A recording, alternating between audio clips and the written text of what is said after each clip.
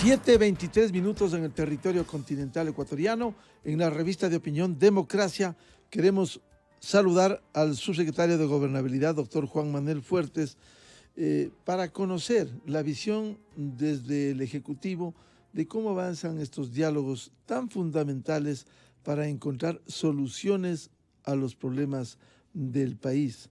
La primera información del encuentro de esta semana con la dirigencia indígena y sectores sociales fueron al menos 3 acuerdos muy positivos, como es la moratoria en el tema de créditos, control de precios y la educación intercultural bilingüe.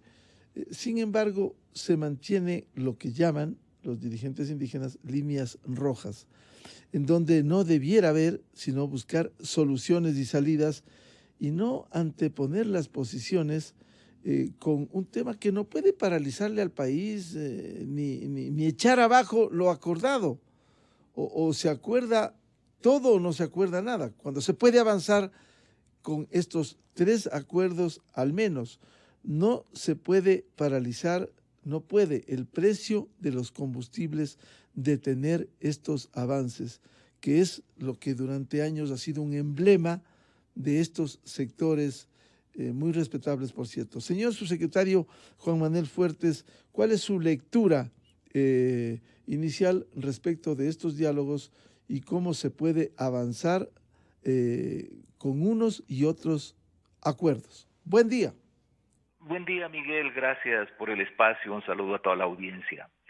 Como es lógico, lo que acontece en este proceso que intentamos que efectivamente sea un proceso de diálogo y no simplemente reuniones, no puede escapar de lo que en contexto es la cultura de los ecuatorianos, que se manifiesta en las organizaciones sociales, en la clase política, de tal manera que en la medida que somos una sociedad muy tendiente al conflicto, a veces muy a la intransigencia, también en este tipo de eventos eso se traslada.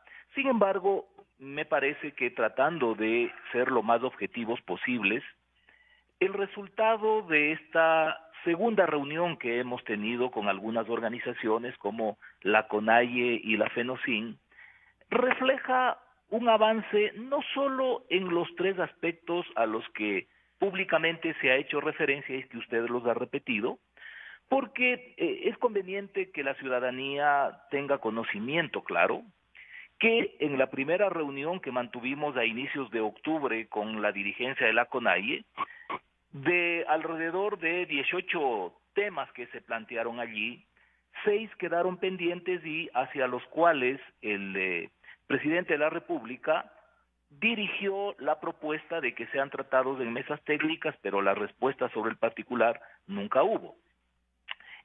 Para esta reunión de antes de ayer, el 8 de noviembre, los dirigentes de las 4 organizaciones remitieron una comunicación señalando esos 6 puntos y 4 más, de tal modo que eran 10 los temas que se propusieron para esta reunión.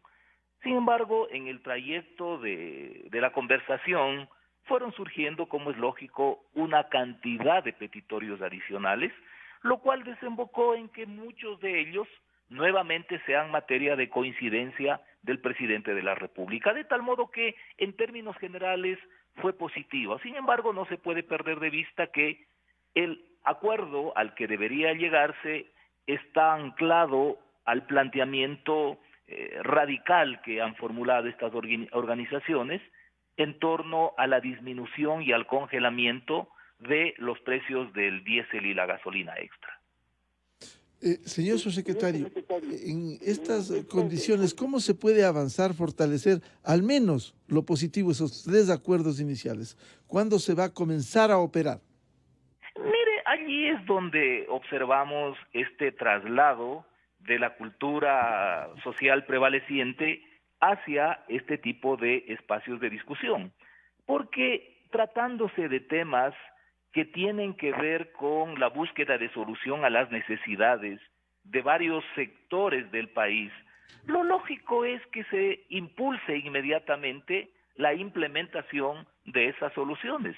Sin embargo, los dirigentes establecieron en una forma radical que mientras no se resuelva el tema de los combustibles, no podrían funcionar estas mesas temáticas. En el orden de la responsabilidad del gobierno, Miguel, no se puede estar esperando eso porque la obligación gubernamental es procurar solucionar los problemas de la población, de tal modo que independientemente que no se articulen esas mesas de trabajo, como gobierno nosotros estamos coordinando para avanzar en la implementación de alternativas de solución a varios de los temas que fueron tratados en la reunión. A propósito de lo que usted señala, quisiera ilustrar con una declaración en la revista de opinión Democracia del presidente de Ecuarunari, Carlos Suku Sañay. Uno de los planteamientos de la línea roja durante la historia del país ha sido el precio de los combustibles. ¿Por qué? Porque cuando sube el precio de los combustibles, eso tiene una serie de efectos, una serie de consecuencias, que es de maltratar la economía de los que más necesitamos. Acabamos de escuchar, y todos los días hemos venido hablando desde los distintos espacios de comunicación, de que el subsidio de los combustibles están teniendo ganancias los millonarios del país. Aquí hay que poner con comillas, ¿cuántos millonarios son en el país? Dos, se dice también de eso se benefician los narcotraficantes. Hay que ver allí quién es el responsable de cuidar el tráfico ilegal de los combustibles. Entonces, el movimiento indígena no puede estar al margen de ese análisis. Y nosotros, representando a una estructura social, no solamente del sector indígena, porque los reclamos son colectivos y los beneficios terminan siendo todo un colectivo ecuatoriano. Ahora, en el diálogo, vamos a ver que quedará en manos del señor presidente bajo su responsabilidad por la paz social, por la democracia en el país. Esta es la declaración en la revista de Opinión Democracia del presidente de Ecuarunari, Carlos Suku Sañay. Es decir, este es un tema, una piedra grande en el camino que desde la visión del sector indígena vienen sosteniendo. Precio de los combustibles, cuando le preguntábamos y le cuestionábamos, hay otros temas de pobreza, de miseria, de desnutrición crónica infantil, atención al agro, en lo que tienen legítimo derecho a reclamar, y este no es un problema de este gobierno ni de ayer, de décadas de abandono al campo. Consecuentemente, señor subsecretario de Gobernabilidad, doctor Juan Manuel Fuertes, usted decía que aquí se puede avanzar con otros temas, aun cuando la dirigencia indígena, el señor Issa, dice no podemos implementar nada mientras no hay una respuesta sobre el precio de los combustibles. Sin embargo, viendo la composición del diálogo, cuando hubo dirigentes del agro, del sector arrocero, del sector social, no se puede ir, si cabe la expresión, desactivando bombas, arreglando, atendiendo el precio de sustentable del arroz, generar exportaciones, ir desactivando eso para que el pronunciamiento del señor Issa y de la CONAIE se vaya quedando solo, a lo mejor con los dirigentes sindicales que también mantienen ese mismo discurso del siglo pasado, se van quedando solos frente a la solución práctica con otros sectores del país. Aquí hay dos aspectos, Miguel. El uno, no se puede desconocer que el tema del precio de los combustibles tiene efectos sociales, políticos, pero el tratamiento debe ser técnico. Lamentablemente, y esto es histórico, no se trata solo de esta coyuntura, el asunto sobre el precio de estos combustibles es algo de una creencia política y no de una verdad técnica. Entonces, varios sectores prefieren creer lo que políticamente es vendible como un discurso reivindicativo y se niegan a verificar lo que técnicamente hay alrededor de esto. Esta negativa, me parece a mí, y esto es un criterio absolutamente personal, no compromete en lo absoluto a la posición del gobierno, a mí me parece que detrás de la negativa de conformar una comisión o una mesa temática técnica para analizar lo relacionado con el precio de los combustibles y las posibles alternativas de solución, esconde un temor de enfrentarse a una verdad incómoda en la que probablemente estos mitos alrededor de lo que se ha planteado sobre el precio de los combustibles terminan destruyéndose y se constata que con el discurso de defensa a los pobres se termina favoreciendo a los que no son pobres. Pero bueno, eso es lamentablemente lo que está instalado en términos históricos en el país. Claro, Miguel, también, y esto entre paréntesis, a veces desde los sectores políticos, en la búsqueda de contagios positivos con la población, de mantener latentes expectativas político-electorales, no se obra con la seriedad necesaria y no se piensa que en algún momento esos sectores políticos pueden llegar a través del voto popular a ejercer el gobierno y tal vez tendrán que atravesar por situaciones similares, pero con esta práctica con la que actúan y dejan instalada, van a tener complicaciones. Y también de cara al pasado, hay sectores políticos que no recuerdan cuál fue el comportamiento, las medidas que tuvieron cuando fueron gobierno. En el caso de la izquierda democrática, Miguel, me parece que no es nada complicado recordar que el gobierno del doctor Rodrigo Borja implantó el sistema de incremento gradual de los combustibles. Probablemente en circunstancias económico y sociales menos complejas que las que estamos soportando hoy, porque que yo recuerde no hubo una pandemia mundial como la que hemos atravesado y una desactivación de la economía de la magnitud que hemos tenido. De tal modo que sobre ese particular es conveniente que también en el nivel político asumamos con otro tipo de seriedad el tratamiento de estos temas. Y sobre la segunda parte de lo que usted señalaba, Miguel, mire, el gobierno no puede comportarse como un adolescente caprichoso frente a la actitud de los dirigentes de algunos sectores sociales que plantean o resolvemos en las condiciones que nosotros planteamos el precio de los combustibles, o aquí no pasa nada con los otros asuntos que hemos planteado. Sí, una alternativa que tiene el gobierno es decir, ok, señores, tampoco hacemos nada en los otros aspectos de beneficio social que ustedes han propuesto. Pero eso sería inmaduro y sería irresponsable. De tal manera que, como reitero, independientemente de lo que acontezca en las próximas semanas en este proceso de diálogo, nosotros estamos coordinando la implementación de las alternativas de solución a los diversos problemas que tienen no los dirigentes de las organizaciones sociales, sino los ciudadanos que viven en las comunidades, porque es irónico. En el caso del movimiento indígena, ha tenido una participación protagónica en algunas convulsiones sociales, ha politizado su causa al punto que tiene un brazo que es un movimiento político que es Pachacutic, y resulta que en estas mesas, en estas reuniones, se plantean prácticamente los mismos temas desde hace 30 años, lo que quiere decir que esa lucha que ha emprendido el movimiento indígena, estas movilizaciones, de pronto hasta han servido para desestabilizar la democracia y tumbar gobiernos, pero realmente no han sido una herramienta para solucionar los problemas de sus comunidades. Señor subsecretario, a una posición política, una respuesta, una solución técnica. Se ha dado una pausa para responder al planteamiento de la dirigencia indígena.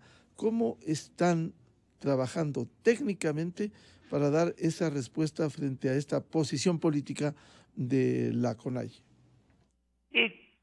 Entender, y esto me parece que no es nada complicado, que ningún gobernante, ni el doctor Rodrigo Borja, ni el señor Guillermo Lasso, han determinado el incremento de los precios de los combustibles porque simplemente se les ocurre y porque les gusta ganarse las pifias de la general. No es así. Son necesidades de carácter fiscal que tienen impacto social las que conducen a que se tomen este tipo de medidas.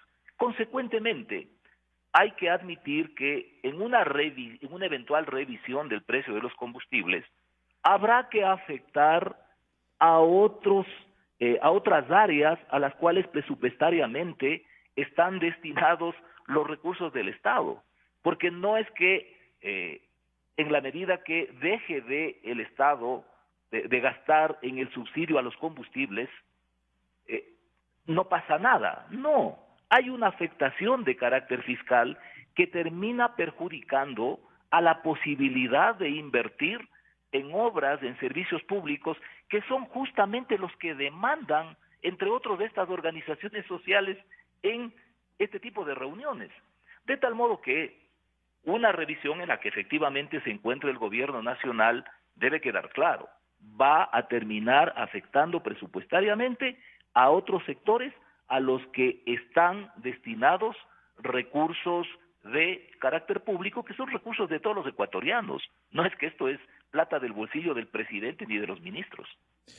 Lo que usted ha dicho, nosotros siempre preguntamos a los dirigentes indígenas y sociales, lo hicimos esta semana al presidente de Coarronari en la revista de Opinión Democracia, si plantean el congelamiento, incluso la reducción del precio en lo que está, simplemente cómo se cubren esos recursos que recibe el Estado ecuatoriano, precisamente parte de ello para atender las necesidades sociales de los sectores más vulnerables.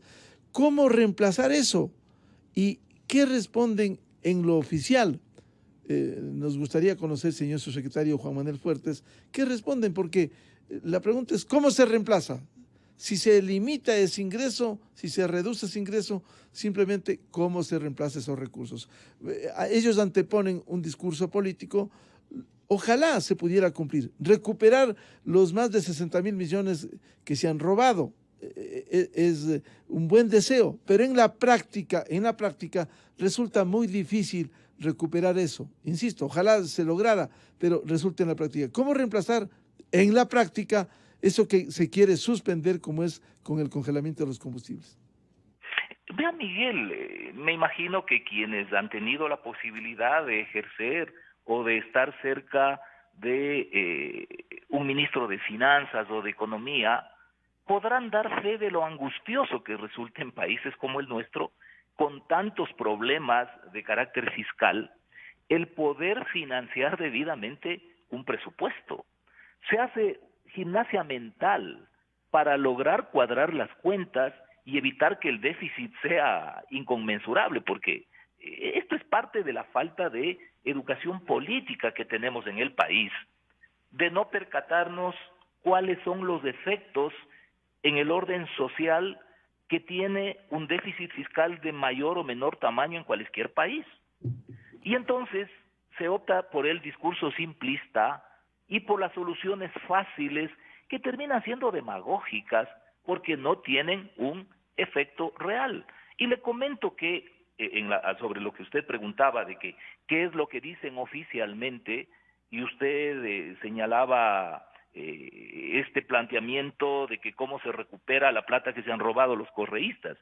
Ciertamente que en términos oficiales no han dicho eso.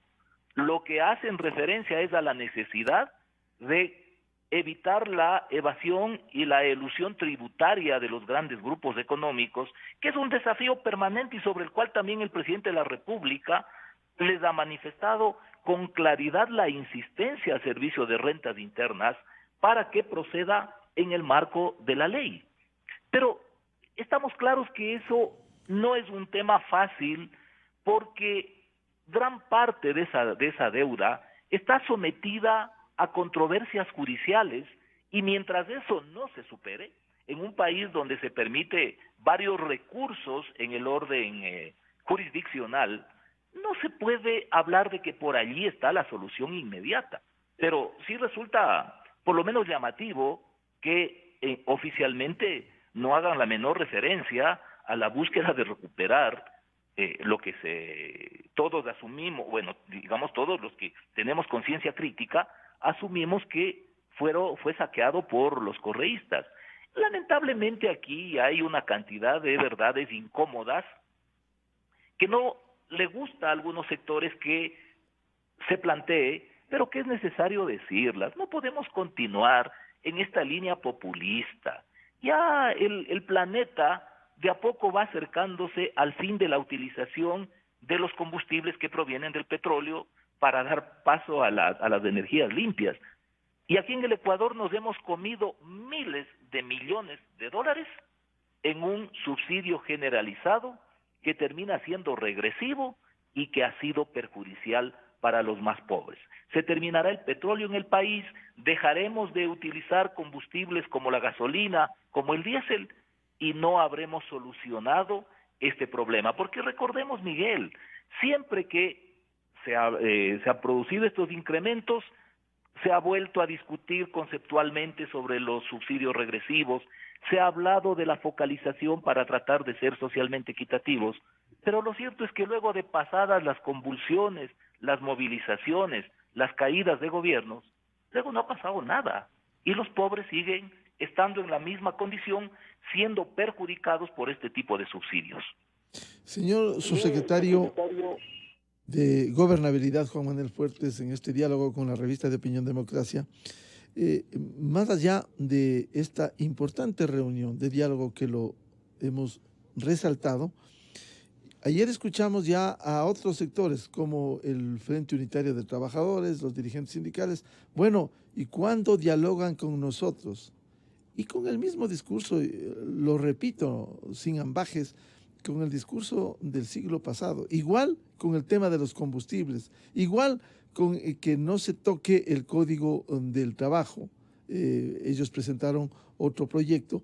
Sin embargo, en la realidad de crisis que obliga a otras fórmulas de trabajo, ¿cómo el gobierno va a afrontar estos planteamientos también?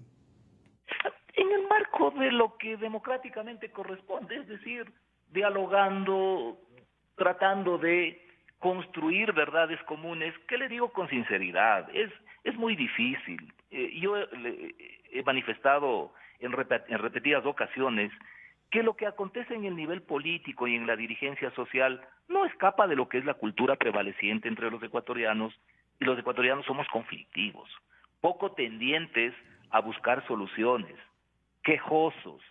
Cuando se presenta un problema, en lugar de buscar 10 soluciones, solemos buscar 10 problemas a cada solución, y esto se manifiesta también en estos otros espacios. Esta búsqueda de imponer mi punto de vista, la verdad es lo que yo sostengo, la razón me asiste, impide que se pueda hacer de la democracia un esfuerzo colectivo de abordaje y solución de los grandes problemas que nos aquejan.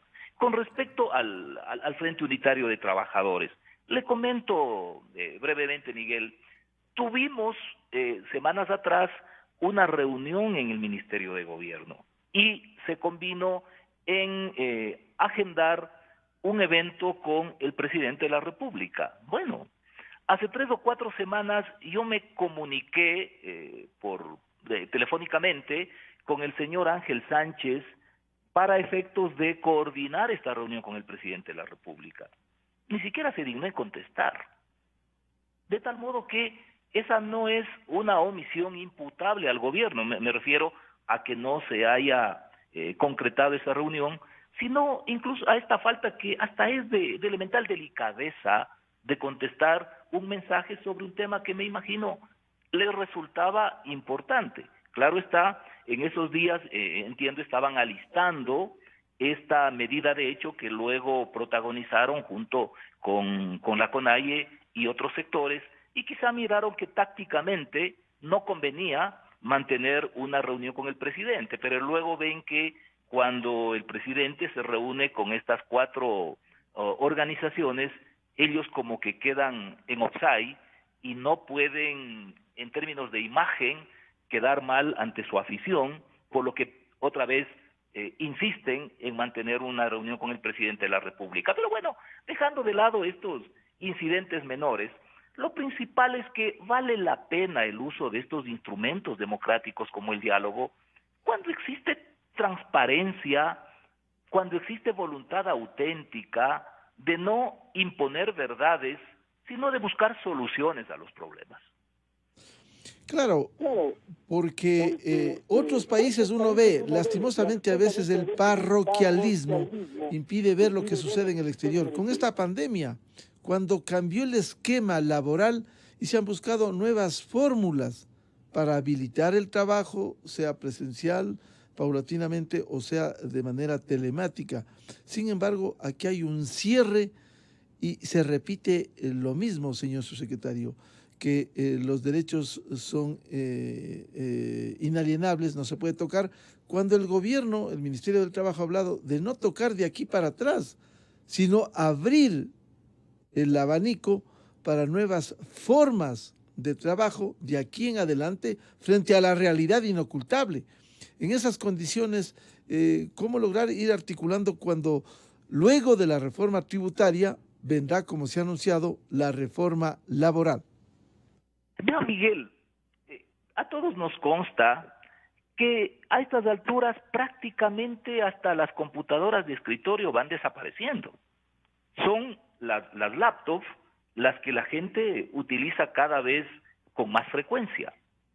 Pero ¿qué le parece que a estas alturas del desarrollo tecnológico venga un sector y proponga retomar las máquinas de escribir manuales con algunas modificaciones que se ha hecho a su mecanismo? O sea, lo mínimo que me imagino cualquier ciudadano que ya está habituado a la tecnología, que sabe que el mundo tiene otras características en esta materia, lo mínimo que va a decir, vea, chévere su propuesta, pero disculpe, eso ya no funciona en este mundo. Algo similar acontece respecto de las propuestas de algunos sectores. Si no se reconoce que la sociedad ha cambiado y que tenemos que afrontar lo que pasa en el presente y prepararnos para los retos del futuro, la única consecuencia es que el país sigue en un desarrollo económico precario y con una injusticia social espantosa. De tal modo que a veces estos discursos retóricos sobre la justicia social, la reivindicación de los pobres, es contradictorio con lo que proponen y lo que hacen quienes más pregonan la defensa en favor de los pobres. Es muy complicado, sin embargo, democráticamente, un gobierno que se precie de ser republicano no puede dejar de escuchar, de conversar y de tratar de entenderse con todos los sectores.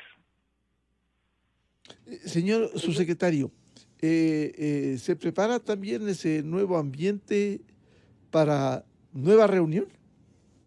Sí, porque ese ha sido ratificando, como lo he señalado, que sin perjuicio de esas condiciones que en lo personal no me parecen pertinentes, de que el resto de temas no se aborden mientras no se solucione lo de los combustibles, nosotros vamos a seguir procesándolos, impulsándolos, porque sería una ironía.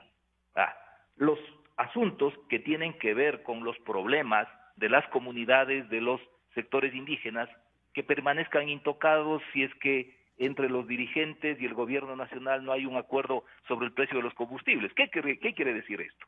Que si no hay un acuerdo sobre ese tema, los otros asuntos vinculados con la situación productiva, social de las comunidades deberían quedar allí archivados por 4 años. Sería absurdo. Lo grave, si uno mira a futuro inmediato, señor subsecretario, es que si hoy en el escenario consentido o no, que se atendiera el pedido de los dirigentes indígenas sobre el congelamiento de los precios de los combustibles, incluso ir más abajo, es que en una posición política, más adelante van a poner y anteponer otra situación compleja de difícil solución. Cuando hay una posición política de esa índole, realmente no hay voluntad política para arreglar los problemas acuciantes que tiene el Ecuador. A ver, tenemos que admitir que desde el punto de vista histórico, el tema del precio de los combustibles ha sido el emblema de las organizaciones a las que nos referimos y particularmente de la CONAIE. Es lo que convoca. Los otros temas, si bien tienen un impacto, este no es de la intensidad del precio de los combustibles. Eso también creo que explica el por qué este forcejeo intrascendente, porque, para ponerlo así, se caería el principal tema de su agenda. Es muy probable que planteen el asunto de la explotación minera, el incremento de la producción petrolera como uno de sus temas. Y ese también es otro asunto que se presta para una cantidad de manoseos, Miguel. Porque esto es una cuestión de elemental lógica. Los recursos naturales deben servir para que sean aprovechados por los ciudadanos de un país. Si bien este tipo de extracciones afectan al medio ambiente, lo que hay que buscar es una conciliación entre la explotación de los recursos y la protección al medio ambiente. Pero no podemos quedarnos impávidos exclusivamente con un discurso de no hagan nada. Yo en algún otro medio de comunicación señalaba que creo que el que existan problemas de esta naturaleza es un buen negocio político y económico para algunos sectores.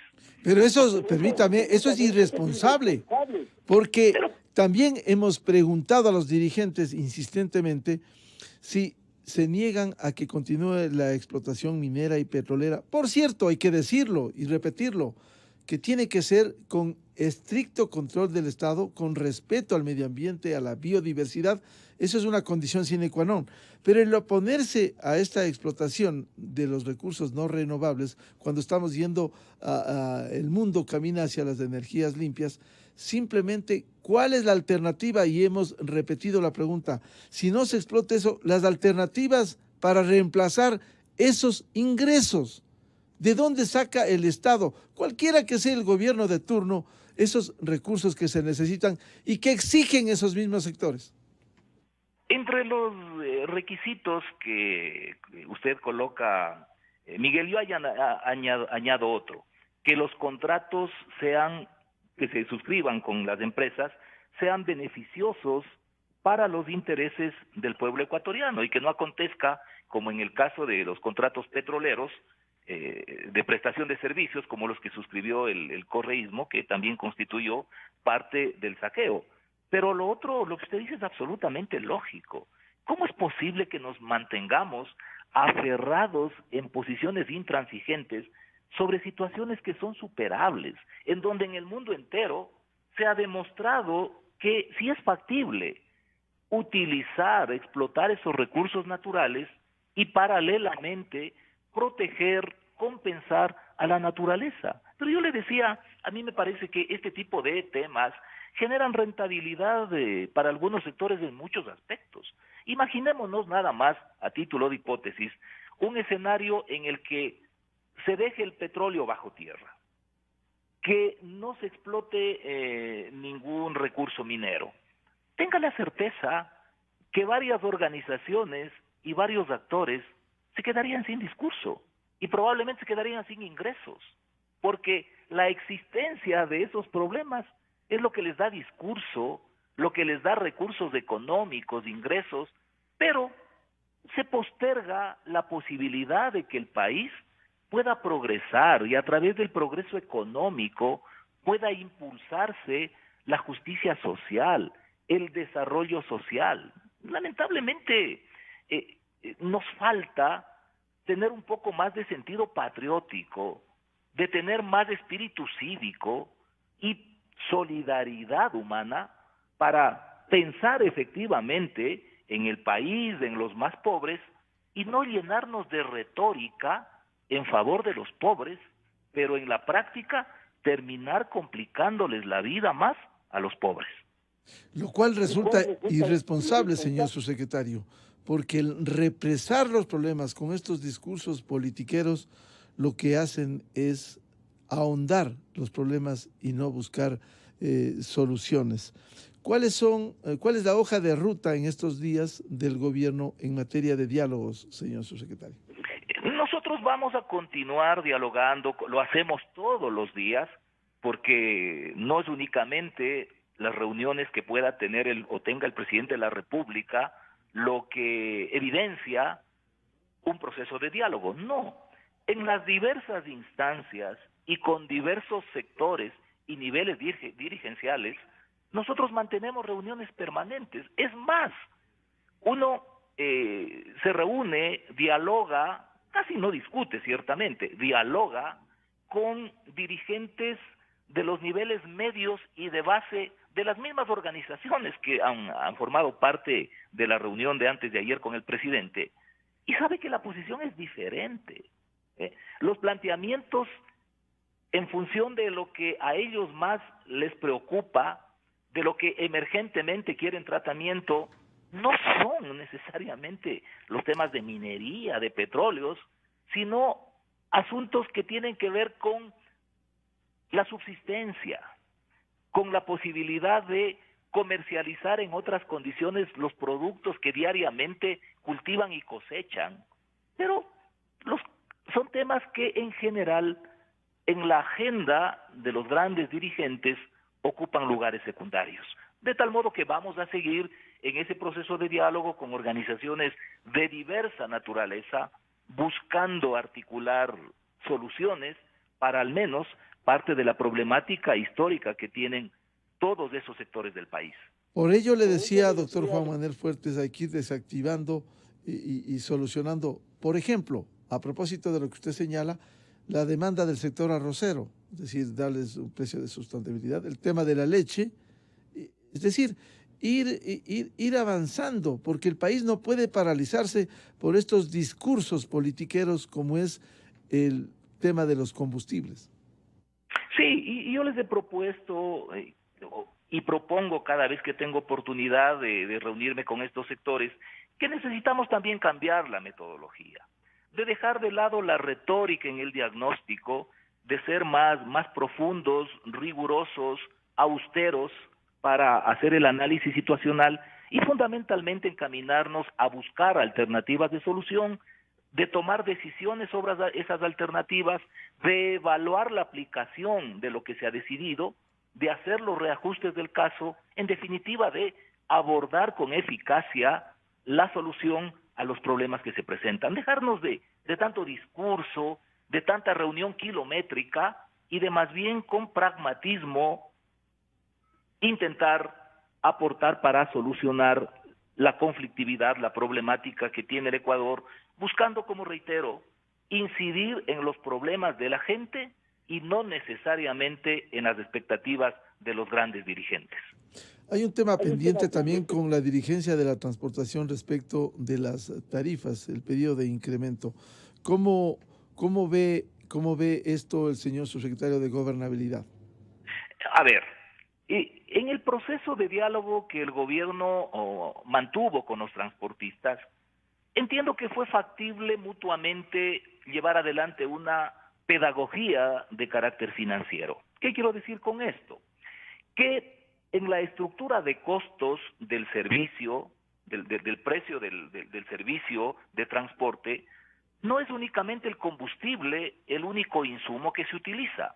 De tal modo que en un ejercicio para reducir los costos del precio final, es factible incidir en otros insumos, como los lubricantes, los neumáticos, los repuestos, y para el Estado resulta socialmente más adecuado levantar o disminuir aranceles en los otros insumos y no afectar al precio de los combustibles. Entonces, de lo que se trata fundamentalmente ahora es de implementar ese tipo de acuerdos, de tal modo que se pueda ya en la práctica sentir el impacto de la incidencia de las decisiones que el gobierno tome sobre estos otros rubros que forman parte de la canasta de costos del servicio del transporte. Si a través de eso, en la medida de lo posible, se evita el incremento de tarifas, eso sin duda alguna es saludable. Como le decía, siempre en este tipo de temáticas es inevitable estar en la dinámica del ensayo, error, corrección. De eso se trata y hacia allá es que tenemos que conducir la gestión diaria en las diversas carteras de Estado. Queda pendiente con los transportistas definiciones lo que le corresponde al gobierno nacional porque hay temas locales que debieran resolver los gobiernos autónomos descentralizados. Mire, ese es otro asunto. Como hay decisiones que resultan políticamente impopulares y por lo tanto son incómodas de cara a las expectativas, sobre todo de carácter electoral, las competencias que por ley están destinadas para que las ejerzan otros gobiernos subnacionales, en este caso los municipios o las mancomunidades de tránsito, a veces tienden a ser evadidas. Pero bueno, el ejercicio de la autoridad, a la autoridad se le elige para que tome decisiones. Y esas decisiones no siempre van encaminadas o tienen que encaminarse exclusivamente a buscar aplausos, sino a con responsabilidad afrontar los problemas e intentar solucionar dentro del contexto económico, social y político en el que se tiene que asumirlos. Ciertamente es complicado porque de a poco nos acercamos, como ya es habitual además en el país que todo el tiempo estamos en elecciones, ya nos acercamos a un proceso electoral a nivel seccional y es muy probable que a los alcaldes o a algunos de ellos al menos les resulte odioso, que quiere decir inconveniente en definitiva para sus expectativas legítimas de carácter electoral, tener que asumir un reajuste a las tarifas del servicio de transporte, pero bueno, eso es lo que determina la ley y para eso se presentaron a elecciones y para eso fueron electos por sus mandantes.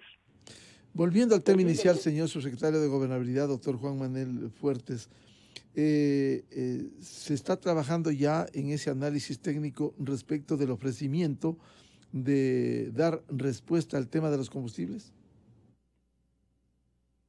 En lo fundamental le corresponde al Ministerio de Economía y Finanzas, están en ese proceso. Vea, Miguel, a veces desde fuera, de pronto la visión que se tiene sobre el ejercicio del gobierno es equivocada porque probablemente se ve como que los funcionarios en todos los casos ejercen su función muy cómodamente y esto no es así.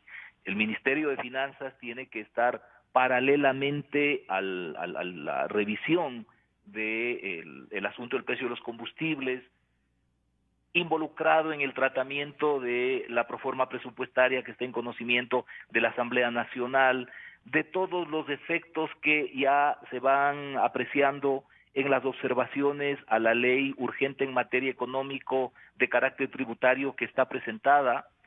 Es complejo, hay un gran déficit fiscal, hay muchas deudas pendientes con los gobiernos autónomos descentralizados, con proveedores del Estado, pero bueno, eso es parte de lo que corresponde asumir en el ejercicio responsable de cada una de las funciones. El tiempo no es el suficiente, pero hay que responsablemente cumplir con todo eso, de tal modo que efectivamente al interior del gobierno se está reanalizando la propuesta formulada por los dirigentes de las 4 organizaciones sociales en la reunión de antes de ayer. Hay que seguir armándose de paciencia en medio de las urgencias, señor subsecretario Fuertes. Esto es para hacer una alegoría, Miguel. Esto es como que alguien tenga que con una cuchara en la boca con agua caminar largos trechos a un ritmo más o menos acelerado, impidiendo que el agua se riegue. Eso para ponerle alegóricamente lo que significa el ejercicio del gobierno. Lo cual resulta muy difícil, se le va a regar de la cuchara por más buen pulso que tenga. Así es complicado, pero es así. Bien, un gusto dialogar sobre estos temas de interés, diálogo importante. Queremos resaltar, y ojalá nunca se levanten de la mesa de negociaciones los sectores que reclaman hasta arribar a buen puerto e ir ventilando y solucionando paulatinamente. Querer que se solucione todo de la noche a la mañana resulta imposible, no difícil, resulta imposible. Muchas gracias al señor subsecretario de Gobernabilidad, doctor Juan Manuel Fuertes, muy amable. Gracias, Miguel, y un saludo nuevamente y gratitud para la audiencia. Muchas gracias. 8:08 en el territorio continental ecuatoriano, en la revista de opinión Democracia. Les anunciamos pausa publicitaria y luego volvemos con otro tema de interés que preocupa a los ciudadanos. Es el tema de la violencia. Violencia en las calles, sicariato, lucha territorial, peleas callejeras. Invitados, el coronel Bolívar Tello, subdirector técnico de operaciones del ECU 911 y un reconocido investigador, catedrático, académico, doctor Lautaro Ojeda.